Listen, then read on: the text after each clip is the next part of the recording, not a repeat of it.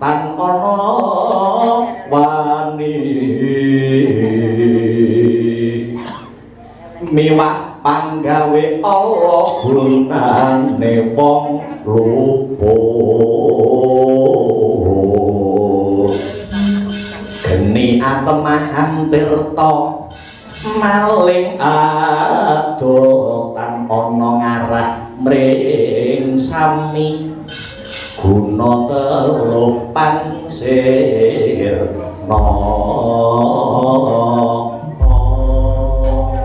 yen tak rasa sedina kaya setahun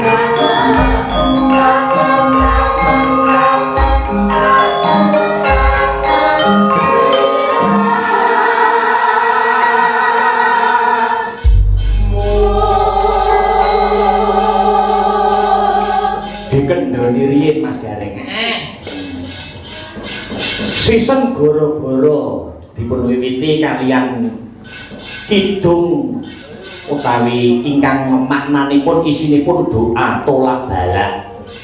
Punika katur khususipun keluarga besar nuwun inggih ingkang kagungan nadar nuwun inggih punika Bapak Paulus. Bapak Paulus Gatot Raharjo ingkang pidhalang saking Bogor. Ngene ya dipiturut nggih. Doa tolak bala mugi-mugi saksampunipun ngadani adicara nggih menika ngluwari nadar ingkang sampun kasembatan ibaratipun mali sampun boten nagih janji.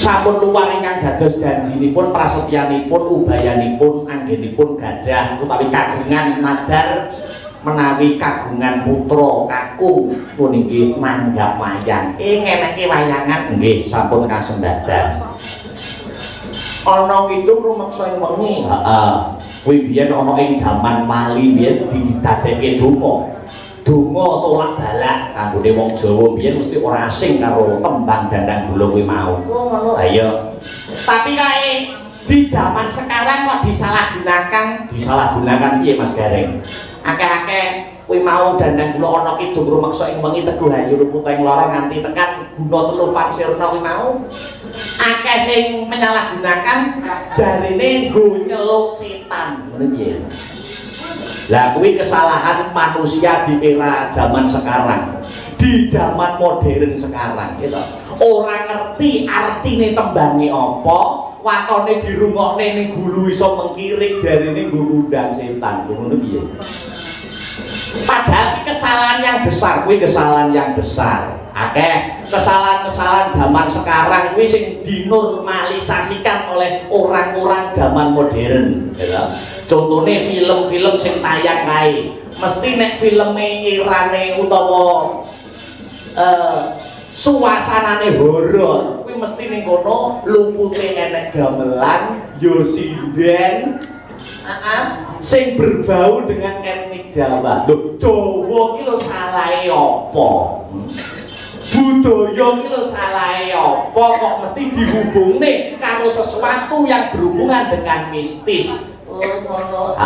Iki PR awake dhewe supaya mengembalikan ke real yang benar ya Dik Petro. Pancen kaya mengkono.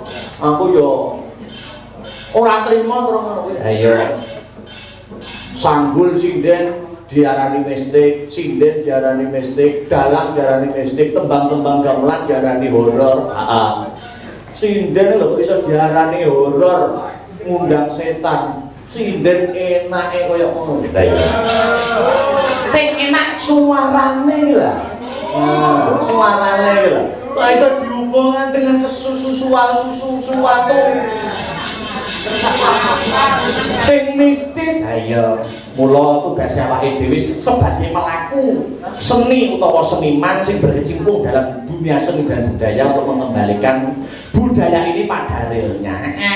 Ngono kuwi tujuane apa? Tujuane iki ora apa-apa, tujuane wong-wong ngono kuwi sing menghubungkan Jawa karo mistik iki tujuane karben wong kang mapan ana ing bumi Nuswantara, karben wong Indonesia tidak pede, ya tidak bangga dengan budayanya sendiri. Ngono tujuan utamane kuwi. Ya. Nek wis ilang ora pede karo budayane dhewe, luwih ngegungke budayane wong manca, ya. Kamangka budaya kuwi wujud jati dirine bangsa. Nek bangsa mau wis kelangan budayane, tegese uga wis kelangan karo jati dirine. Ora ana bedane karo wong Indonesia, karo wong Eropa dadi ndak ana bedane. Oh iya ya, Bro. Mula di era zaman globalisasi, di zaman yang semakin canggih, teknologi semakin canggih, awake dhewe aja fokus karo wadahe. Ning cobalah sekali fokus karo isine. Aja fokus karo wadahe, ning fokus karo isine. Ayo.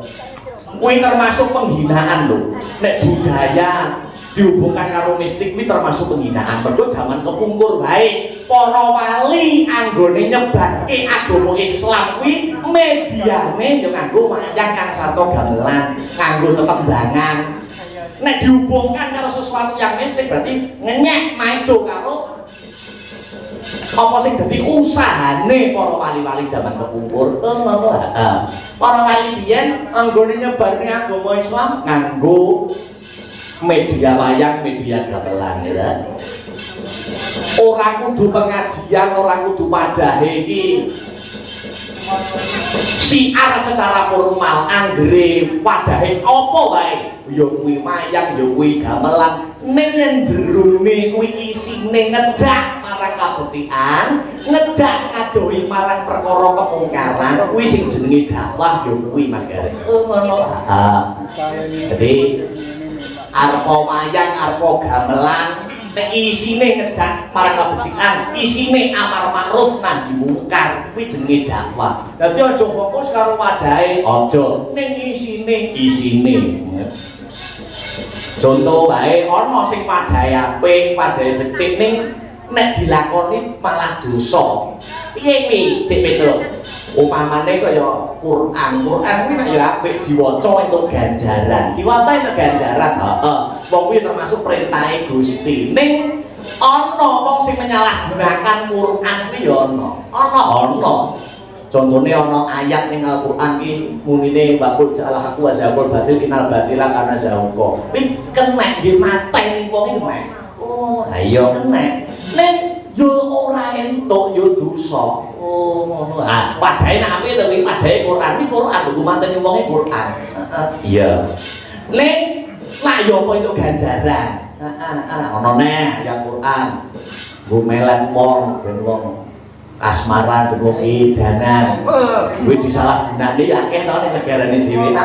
Nganggo ayat Quran ditulis ning kertas disaki. Nggo kenane wong wedok bareng diincuk tinggal ngalih. Wah.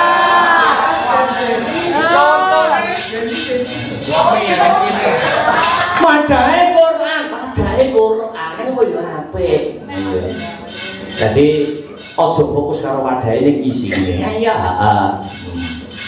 Mula ning ana pondok-pondok pesantren kae sakliyane mengajarkan tentang ilmu agama yo sak bisa-bisa pondok-pondok modern kae mesti wis diajarkan carane kerja sakwise lulus tekan pondok iki piye. Ben lulus tekan pondok ora nggur dadi dodolan ayat. Dodolan raja, dodolan wifi dan lain sebagainya. Ayo. Heeh. Maka ya lulusan pondok ngono kuwi wah berbahaya. Lah ya kula awake dhewe tidak binafsi memulai dari diri sendiri. Kok kabeh kuwi cuma perbedaan bahasa kaya iki mau ana kidul mengseng wengi tembang dandan kula iki kan perbedaan bahasa isine donga jaluk slamet jaluk teguh rahayu apa to klerune. Iya. Ya. Dadi kembali ke benang merah kaya ngono kuwi mau ya terus. Heeh. Wes alhamdulillah wa syukurillah Gusti berkahi iki nganggo abokan dhisik. Heeh, nganggo leren kuwi dhisik. Heeh. Yo kadang kula diselingi dalam ning omah barang. Oh yo. Kita ning jaba wae. Kadang kula yo ning jero barang. Iki jane meh ngerti adicara apa? Mau wis tak kandhake ning ngarep Mas Gareng karo Cik Bagong. Acarane tidak lain dan tidak bukan niki menika nandharipun keluarga besar Bapak Paulus Gatot Praharjo ingkang pidalem wonten ing Bogor, keluarga besar keluarga Sagutra. Iki anggone kagungan nadar 16 tahun kepungkur. 16 tahun kepungkur, 16 tahun kepungkur lho. Biyen yo mayangan nikahane Bapak Paulus Gatot Praharjo sekalian istri terus nadar sok nek kagungan putra micil jalu utawa jaler ngeneki wayangan. Dengan berjalannya waktu supe cung jenenge menungso iki kedunungan luput dosa apes kang sarta lali. Akhire entah dengan cara apa ya toh Tuhan mengingatkan kepada keluarga besar Bapak Paulus Gatot Praharjo dan keluarga besarnya akhirnya kelingan karo nadari duk kepungkur. Katema diluari bengi iki alhamdulillah gandeng lokasine pidalem wonten Bogor teng mriku mboten memungkinkan apa daya gitu. Terus merintah awake dhewe ndhawuhi awake dhewe sak kanca sanggar seni Astabrata supaya ngluwari nadar melu uyung-uyung anyeng-uyung niki menika nadaripun Bapak Paulus Gatot Praharjo. Alhamdulillah masyaallah melu seneng terus. Ayo ngaturke panuwun kang tanpa pepindhan. Terima kasih yang sangat banyak untuk keluarga besar. Muga-muga kabeh keluargane pinaringan sehat, amin.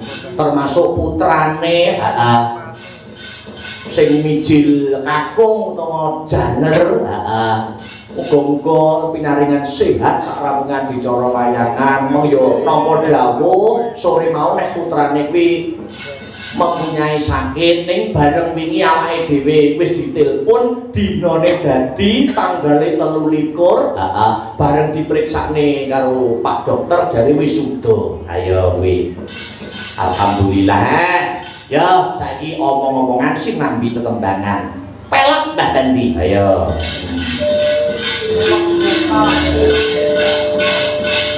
yen ning tawang Mas Heru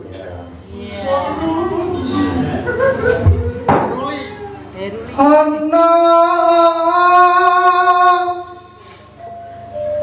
lintang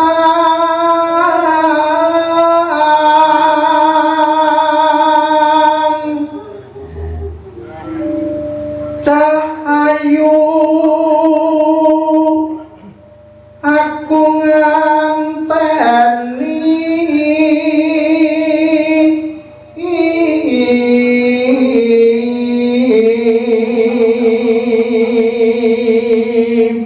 keluarga besar keluarga besaripun Bapak Paulus Gatot Praharjo.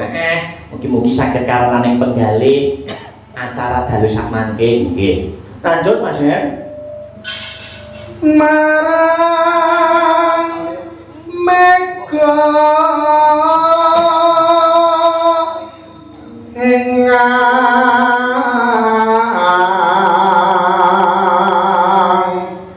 koso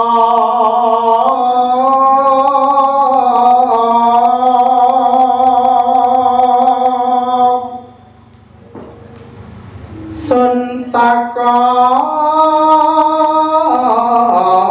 war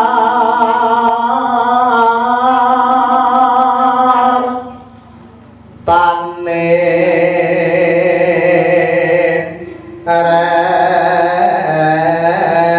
reki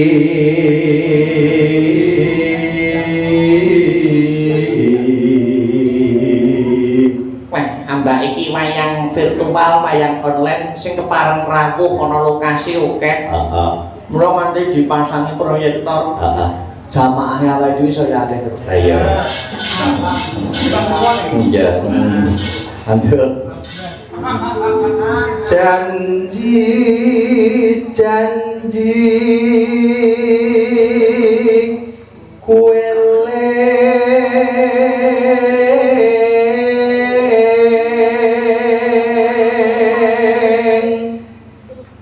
sumadot rasing tias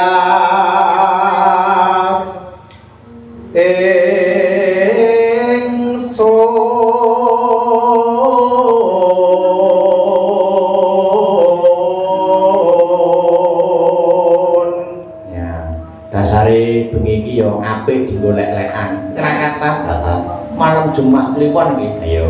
Supra kasih. Iya. Lanjut. Nimas ingsun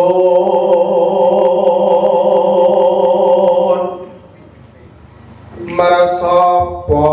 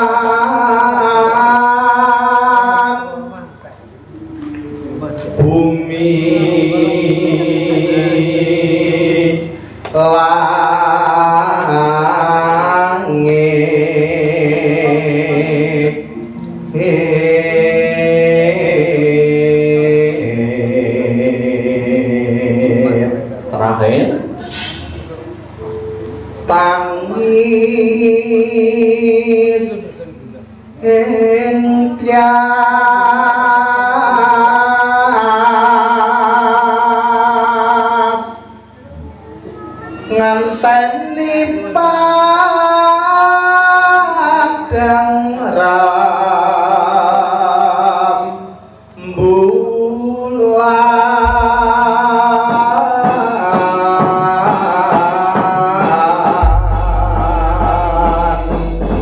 matur nuwun iki titake langgame jeneng tawang. Mbak Pesek jumeneng Mbak Pesek jumeneng sik. Duduk.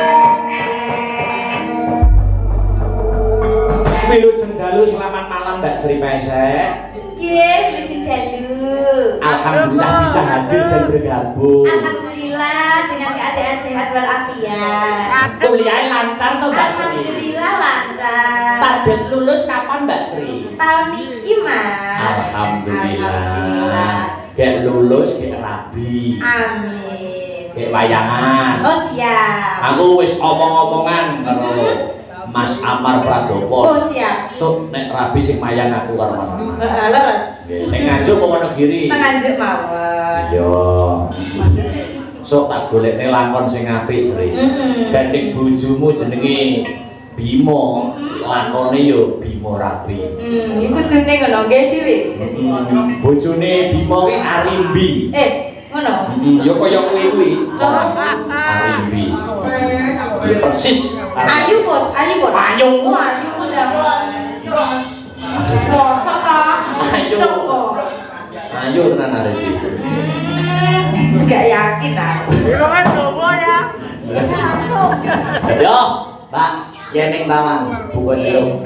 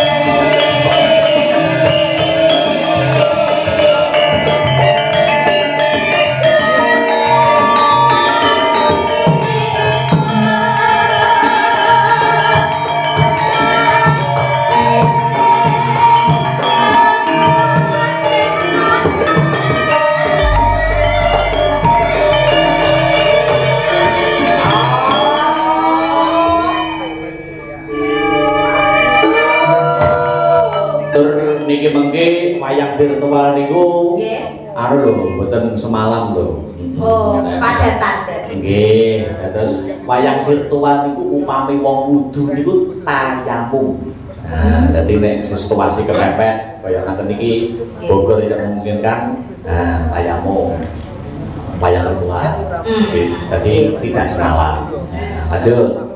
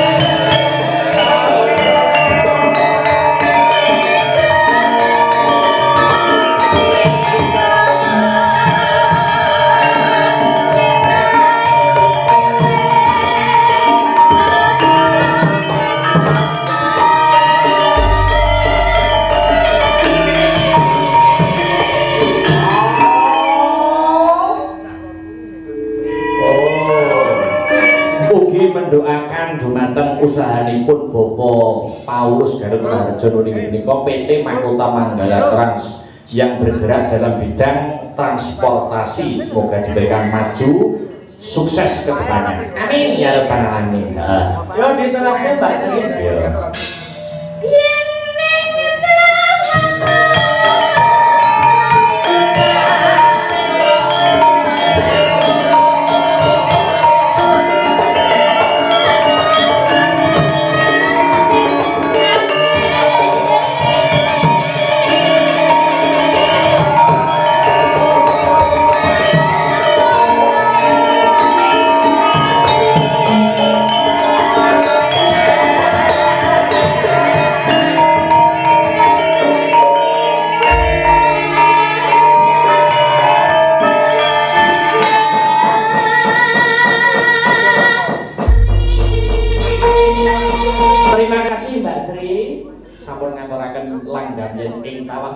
Pambuka wonten ing season hiburan goro-goro.